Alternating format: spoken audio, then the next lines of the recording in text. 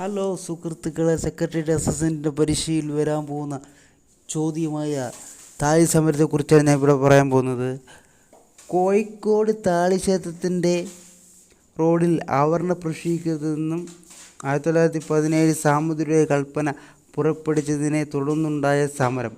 അക്കാലത്ത് റോഡ് മുനിസിപ്പാലിറ്റിയുടെ കീഴിലായിരുന്നു. അതിനാൽ സാമൂതിരിയുടെ കൽപ്പന മുനിസിപ്പൽ ചെയർമാൻ ആയിരുന്നു CV നാരായണ അയ്യർ നിയമിച്ചത് മലബാർ കളക്ടറായ പകരം വന്ന തൊറാൻ സാമൂതിരിയുടെ ആഗ്രഹം അനുസരിച്ച് 1917 നവംബർ 1 താളി റോഡിൽ നീണ്ടൽ ബോർഡ് സ്ഥാപിച്ചു. അന്നു തന്നെ ശ്രീ കൃഷ്ണൻ മഞ്ചേരി, രാമയ്യർ എന്നിവർ കുതിരവണ്ടിയിൽ റോഡിൽ പ്രവേശിക്കുകയും കൃഷ്ണൻ ബോർഡിൽ ടാർ അടയ്ക്കുകയും ചെയ്തു.